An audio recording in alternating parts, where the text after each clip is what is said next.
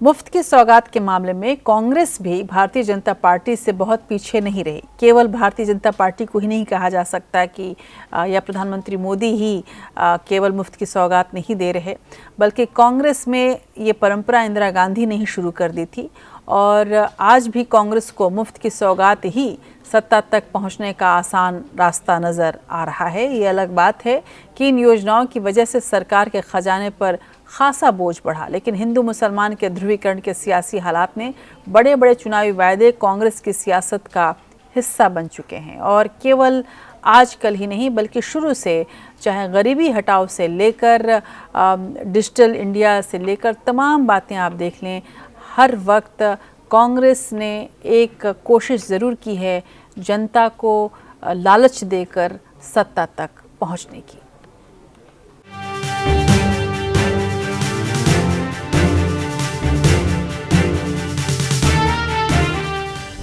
सबसे पहले कांग्रेस ने गरीबी को चुनावी मुद्दा बनाया। इंदिरा गांधी गरीबी हटाओ के नारे के दम पर सत्ता में आई थी।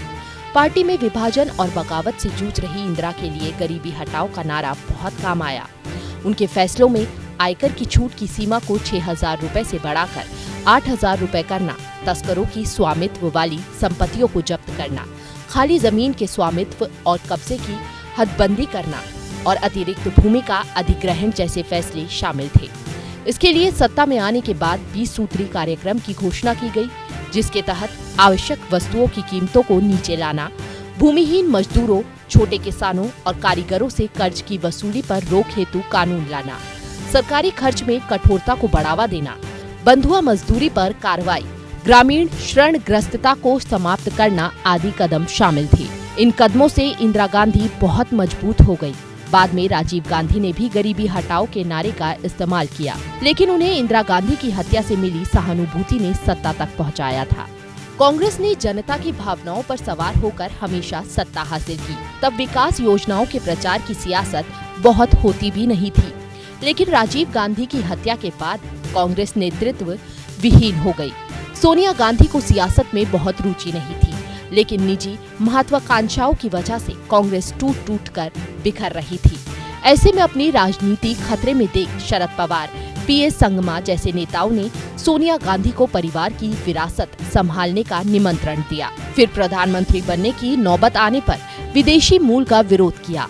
बहरहाल सोनिया ने सलाहकारों की मदद से सियासत और हिंदी सीखी, लेकिन राहुल प्रियंका को राजनीति संभालने लायक बनाने भर के लिए कांग्रेस को जिंदा रखा।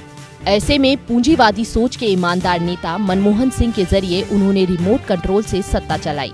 हालांकि रिमोट कई बार काम नहीं कर पाता था, लेकिन मनरेगा जैसी योजना का सहारा सोनिया गांधी के सिर बंधा। मनरेगा से ग्रामीण क्षेत्रों में गरीबी भले ही दूर न हुई हो, लेकिन गुजारे के लिए करोड़ों खेतीहर मजदूरों और गरीब परिवारों के लिए सहारा बना।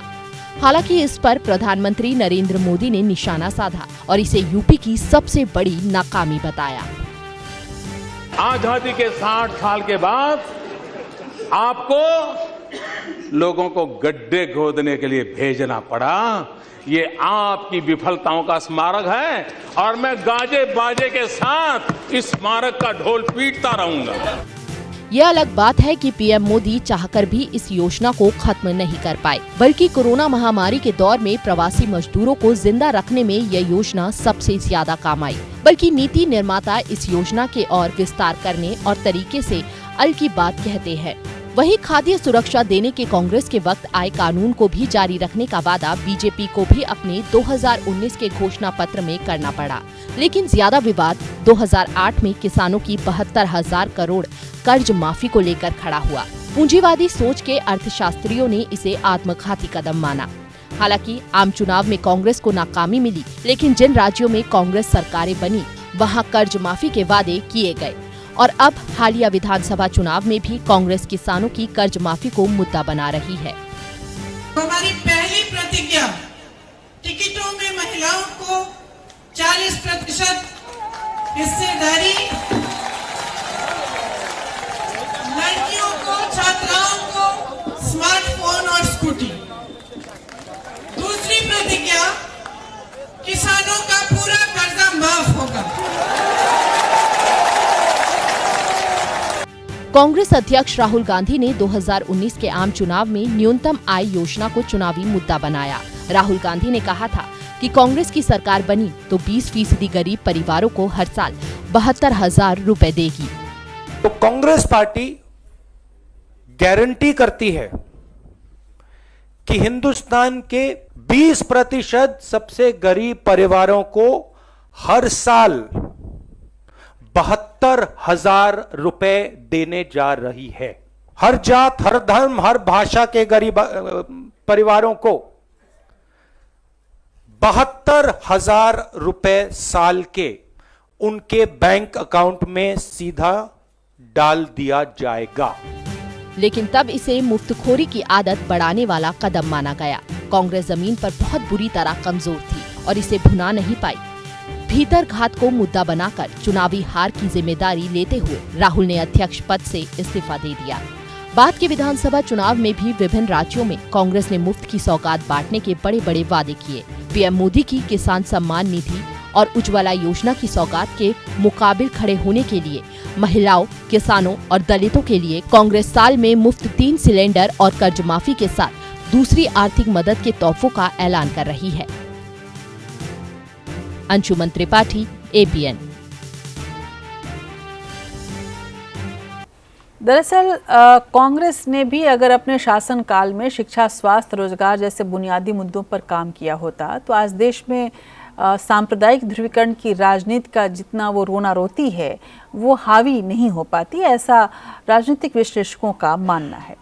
लेकिन यदि कांग्रेस को ध्यान से आप देखें तो आपको ये पता चलता है कि कांग्रेस की विडंबना ही ये रही है कि शुरू से ही ये गांधी परिवार के कब्जे में रही और उसकी वजह से कांग्रेस की सरकार हमेशा रिमोट पर चली और इसी नीति की वजह से न तो जनहित की योजनाओं पर ढंग से अमल हुआ, न ही खाद्य सुरक्षा और मनरेगा जैसी गरीबों की मदद वाले कार्यक्रमों का ढंग से प्रचार हो पाया। यदि हम हाल फिलहाल की बात करें, पिछले 2 दशकों की बात करें, तब अब गांधी परिवार की विरासत संभालने वाली नई पीढ़ी को चौतरफा चुनौतियों से जूझना पड़ रहा है और ये चुनौतियां इतनी बड़ी हैं और सवाल इतने बड़े हैं, लोगों के अनुभव इतने कड़वे हैं कि नई पीढ़ी के पास इसका कोई जवाब नहीं और इसीलिए कांग्रेस के लिए अभी भी दिल्ली दूर नज़र आती है, चाहे वो मुफ्त की सौगातों की कितने भी वायदे कर ले।